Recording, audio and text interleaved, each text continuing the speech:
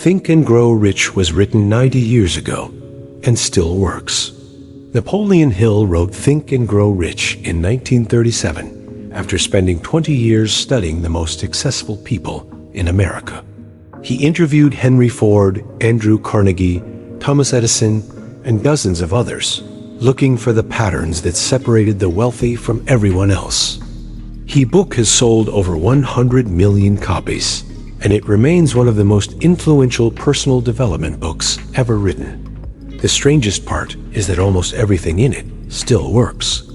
If you have ever picked up a self-help book and felt that the ideas seemed obvious, you should know that Hill is the person most of those ideas come from. He wrote about visualization decades before anyone called it visualization. He wrote about mastermind groups before networking became a buzzword. He wrote about persistence before persistence became a poster on the wall of every gym. The vocabulary of modern self-help was largely invented in this book. Here is the core idea. Hill argues that wealth begins in the mind. Before any successful person built a business or signed a contract, they first held a clear picture of what they wanted. That picture had to be specific, emotional, and burned into their mind through repetition. Without it, no amount of hard work would produce real results. With it, ordinary people could achieve extraordinary outcomes. The principle sounds simple, and it is also the reason the book has outlived almost every other business book of its era. You should know that Hill organized his findings into 13 principles: desire, faith, autosuggestion, specialized knowledge, imagination, organized planning, decision, persistence, the power of the mastermind, the transmutation of sex energy, the subconscious mind, the brain, the sixth sense. Some of these sound strange today. A few of them sound mystical, but almost all of them point to ideas that modern psychology and business research have since confirmed in different language. Stay with this, because the first principle is the one that does the most work in the entire book. Hill calls it definiteness of purpose. He argues that most people drift through life without a clear goal, and that drift is the single biggest cause of failure. The wealthy people he studied had specific goals that they could state in one sentence. They knew the amount of money they wanted. They knew the date they wanted it by. They knew what they were willing to give in return. That clarity created direction, and direction created results. Now, think about your own goals. If you cannot state what you want in one clear sentence, you do not really have a goal. You have a wish.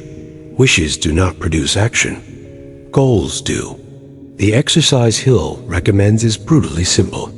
Write down exactly what you want, when you want it, and what you will give in exchange. Read it twice a day. The act of writing it forces your mind to clarify what is fuzzy, and the act of reading it keeps that clarity in front of you every single day. Here is another principle worth sitting with. Hill writes about the mastermind, which he defined as a small group of people working together toward a shared goal. He argued that when minds combine in the right way, they produce a third mind that is greater than the sum of its parts.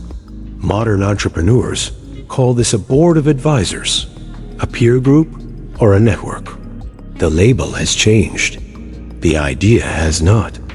What pays is deep knowledge in a narrow area, combined with the ability to apply it. This was true in 1937, and it is even more true in 2026. The internet has made general knowledge free. What is rare is specific expertise that has been built up over years of focused effort, and that rarity is what gets paid premium rates. Stay with this, because Hill writes extensively about the role of persistence. He defines it as the steady refusal to quit, even when results are slow or absent. He argues that most people fail, not because they lacked talent, but because they gave up too early. The successful people he studied were not always the smartest or the most gifted. They were the ones who kept going when everyone else had walked away. That alone, he insists, is responsible for most of the difference between wealth and poverty. Now picture how this plays out in your own life. You probably have at least one thing you started and abandoned within the first few months. Hill would tell you that most successful careers, businesses, and creative projects look exactly like that for the first few years. The difference is not that the successful ones never wanted to quit. The difference is that they did not. Persistence is not a feeling. It is a habit you build by refusing to break the streak. Here is something else worth knowing. Hill writes about what he called the subconscious mind. He argued that the thoughts you repeat to yourself, especially the emotional ones, eventually shape your behavior and your results. Modern psychology calls this self-talk or cognitive reinforcement. The mechanism is essentially what Hill described almost 90 years ago. What you tell yourself about your abilities, your worth, and your possibilities sets the upper limit on what you can actually achieve. You should pay attention to one chapter most readers find strange. Hill wrote about transforming sex energy into creative energy. He argued that the same drive that produces romantic attraction can, when redirected, produce extraordinary work. Modern readers often laugh at this chapter or skip it entirely. Read carefully. The idea is actually about channeling powerful emotional energy into productive outlets. And the principle holds whether you call it that or something else. Stay with this for a moment, because the book also has a chapter that catches almost every reader off guard. Hill writes about something he calls the sixth sense. This is the part where the book moves into territory that some readers love and others find too mystical. He describes a kind of intuition that develops in people who have spent years thinking deeply about their goals. Whether you read it as spiritual or as pattern recognition is up to you. Either way, the underlying claim that deep focus produces a kind of inner knowing has held up across many traditions. Now consider why the book has aged so well in 2026.